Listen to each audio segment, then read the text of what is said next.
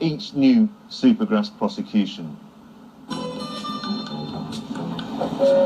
morning, very warm welcome to Specialist Squad 925 to Newcastle.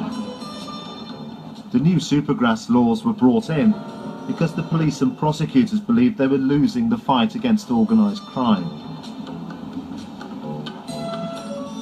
Whether that threat is growing is difficult to prove, but every city has its violent criminals.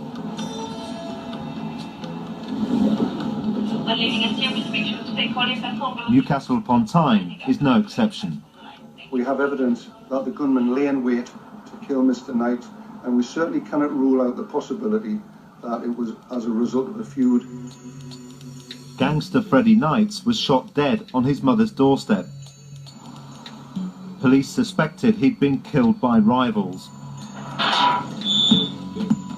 The chief suspect was John Sayers, a leading member of a well-known Tyneside crime family. My dad and his brothers and his cousins, they've all been in prison. My dad got shot. My younger brother Michael, he got shot 6 times and survived. In 1990 I got 15 years for conspiracy to rob. 2007 I got 4 years for tax evasion. And in between that I've had 2-3 years in remand for different offences. John Sayers and some of his associates were charged with the murder of Freddie Knight. They said I had organised it. How? By planning it. The murder trial was moved to Leeds amid high security. Armed police brought the defendants to court. Surveillance teams filmed everyone arriving. Despite the huge effort, there was still a serious security breach. A juror was phoned and threatened. Police investigated, but couldn't link it to anyone, so the trial carried on. 3 men were convicted of manslaughter, but not John Sayers. John Henry Sayers was acquitted of all the charges after the 3-month trial at Leeds Crown Court. Although John Sayers was now a free man, he believed he would always be a police target. I knew they would leave us alone for a short while because they had been embarrassed. So I knew they would be coming back. Didn't know when or where, but I knew they'd be back. 7 years later, events at the murder trial came back to haunt him.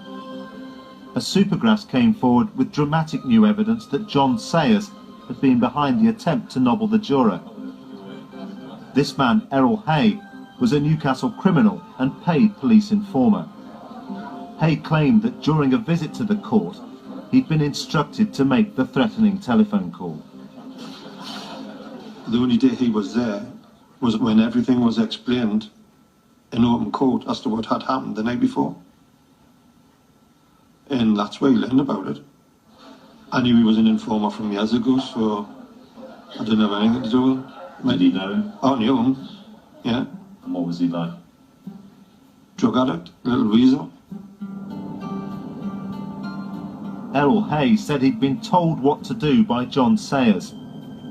Hay took police officers to this former mining village near Newcastle. He showed them the phone box he'd made the call from. The police already knew this was the correct phone box. They traced the threatening phone call soon after it had been made. This was the vital corroboration they needed before taking the word of a Supergrass. If we are unable to corroborate what they have to say, or if we are able as a result of that exercise to contradict what they have to say, then it's extremely unlikely that we will be advancing them as credible witnesses of truth. Following his success in the Noddy Rice murder case, prosecutor Kingsley Highland now signed a Supergrass contract with Errol Hay, who was given an alias. John Sayers was charged with conspiracy to pervert the course of justice. What would have been the personal consequences of it going all the way? Dying in jail. The entire case relied 101% on Hay telling the truth. This was a one-witness case, and he was either telling the truth or he was not. But some in the prosecution team already knew that Hay was telling lies. He'd beefed up his story by telling the police he'd made not just one phone call to the juror in Leeds, but 2. Again, he took them to the phone box he said he'd used. But this time when the police checked, there'd been no phone call. They couldn't find any record of anyone calling Leeds that night. And it called Hay's credibility into question. If he couldn't be believed about this call, why should he be believed about making that first threatening call? The CPS knew, but the defence didn't, that no such call to Leeds that night could have been made from any of 48 boxes that were trawled and investigated within a 3-mile radius. If I had had this material when I was cross-examining Hay over, I think, 2 or 3 days, I would have exploded him as a witness of truth, and yet it was denied to the defence. The jury nobbling case came to an abrupt end when the defence obtained the phone records that showed Hay was lying. They only got them late in the day from a police officer.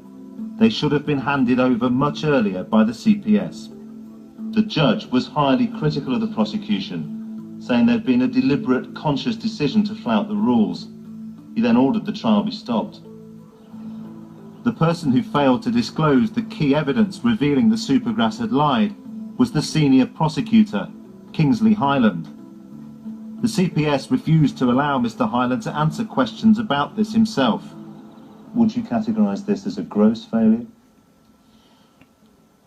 The material should have been disclosed, and it wasn't, and it led to the halting of the prosecution. That has been a very painful experience for everybody concerned, and that case, together with 1 or 2 other ones, have meant that we're now dealing with disclosure with new systems in place to make sure that this sort of thing never happens again. Errol Hay died of cancer shortly after giving his evidence. His Supergrass contract to tell the truth turned out not to be worth the paper it was written on. It's too easy for anybody to go and tell lies without there being any fear of reprisal by the system. Once you accept it as a Supergrass, that's it. You can say whatever you want. Isn't the point that the new system actually can't change the nature of these defendants, and we are in exactly the same place as we were when this system was discredited? All I can say to you is that you have to make a decision in each individual case. We reject far more of these proposed agreements than we agree to. It is only when it is clear to us that we can put a witness forward in a way that will most benefit the public interest and convict serious criminals of very serious offences when we might not otherwise be able to. The new generation Supergrass is too valuable to be ignored.